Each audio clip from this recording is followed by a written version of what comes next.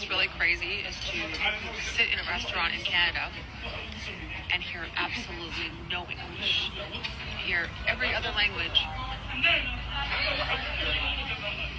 but you don't hear any English. And the people who serve you can barely speak English. Like, that is the Canada that you're living in, whether you believe it or not.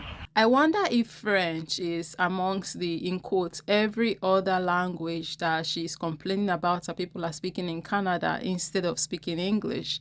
Because French is one of the official language of the country, Canada, right? So, you know what? I take it back. I'm not wondering. She definitely didn't include French in the order, quote unquote, here, because we know historically who are the ones that get ordered is the black and brown people and their cultures, their religious practices, their way of life. Those are the ones that get ordered. The white ones, yeah, that's the standard, that's the norm. And notice how in this moment right here, she panned ever so slightly to the people that are speaking the quote unquote other languages in where she is. We didn't really get to see much, but we saw one guy in the background when she panned the camera over, and he looks like a black guy.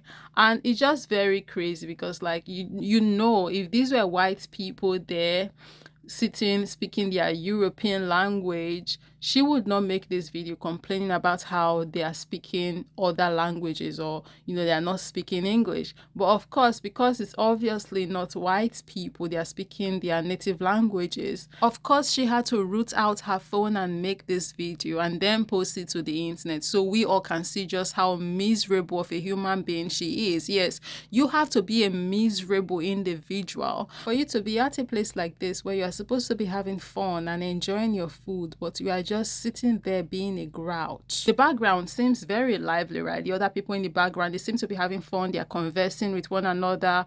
They are doing their thing, what humans do. They are not hurting anybody. She could be doing the exact same thing, but no, she can't even have fun in the moment because she's so focused on the people that are there and what language they are speaking and how they are not speaking English. This right here is the epitome of misery, and it's so pathetic to watch. Like, I cannot imagine being out and about in a place where I'm supposed to be having fun, but instead of doing that, I'm bringing out my phone and recording people without their consent and complaining about what they are doing when they are having fun. Like, that's just like the icing on the cake to prove of just how miserable you have to be as an individual for you to be doing something like that. Like, it's absolutely insane and pathetic behavior. And again, one thing you see highlighted here is this policing that they seem to like to do a lot when it comes to black people and other people of color. They want to police what you can and cannot do, where you can and cannot go, what you can and cannot say, what language you can and cannot speak, what you can and cannot wear, or what you should or shouldn't be wearing, what religion you can or cannot be practicing, and the list goes on. Like, it's just the colonizer gene that is in these people that they cannot seem to be able to get away from. It just comes out at different points in time, and they seem to not be able to help it. And I know it's not all of them that are like this, so I'm speaking specifically about the ones who are. Imagine living in a multicultural country like Canada as long as this woman has, and being proud of the fact you only know one language. And I understand that your generation basically rolled around in lead, but the average Canadian speaks about 2 to 3 languages now. So maybe take your own advice and assimilate.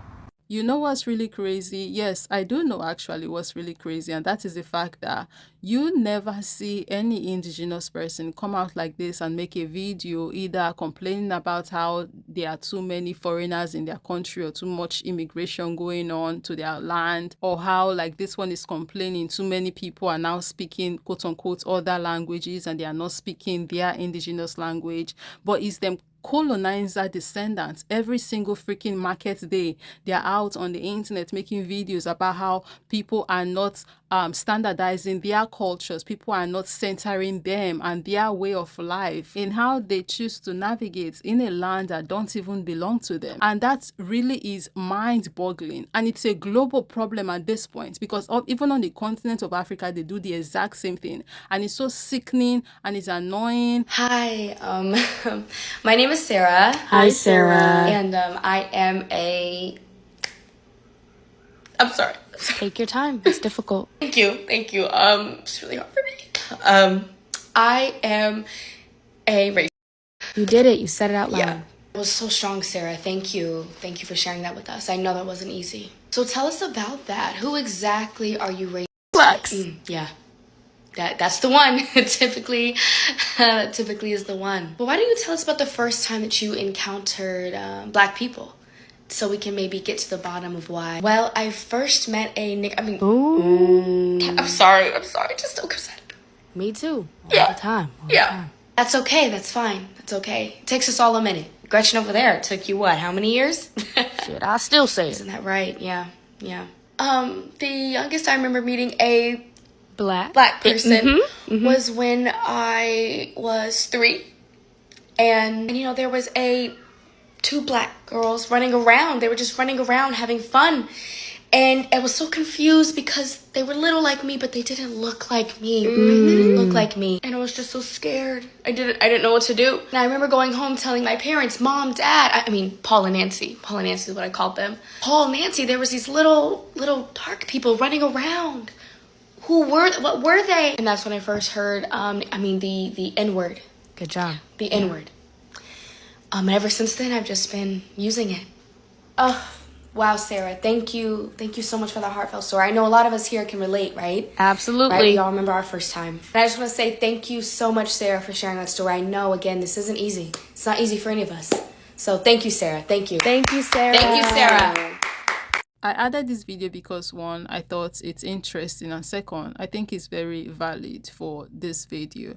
Because, like, skit aside, I am of the opinion that people like this, people who act like this, have to be suffering from some kind of mental illness. Like, something has got to be fundamentally wrong with you for you to be acting this way, because this is not normal. This isn't normal human behavior. People like this need to seek help. They need to be locked up in a facility somewhere and only get released back to the general population when they have been cured of whatever this madness is. And the fact that it's almost 2026 and we still have to be dealing with stuff like this, we still have to be having this kind of conversations, like, it really is sad when you think about it, because it just shows how much madness these people have inserted into this world. And for a little while, yes, they made this madness the norm, right? To the point where, back then in the day, I learned not too long ago how during slavery times, they even considered enslaved Africans who wanted to escape slavery, who did not want to be slaves, as people who were mentally ill. And I know somewhat there is no correlation between, what I just mentioned and what the topic of the video is. But I'm bringing this up to point out the fact here that is, very glaring when you look at historical records and their, track record, is this continuous down is up is down way of thinking that they seem to operate in, right? And it really is, like, weird. It really is diabolical, yes, weird, sinister, evil, let's not forget that. But it's just like the things that they make okay, and how twisted it always is. And of course, yes, not all of them. I'm speaking about the ones who choose to still operate like this, right? Uphold this colonial, self-centered, backwards, damn right evil way of thinking. And don't forget the delusions as well that they operate in with, the way they speak, right? It just shows you how stuck these people are still. Like, they're stuck in a very back place. And sometimes it gets sad to watch, and it's frustrating that people still have to be dealing with this in big 2025, almost 2026. Like, this is crazy. I constantly find myself wondering, like, when exactly would this stop? When would we be free from this?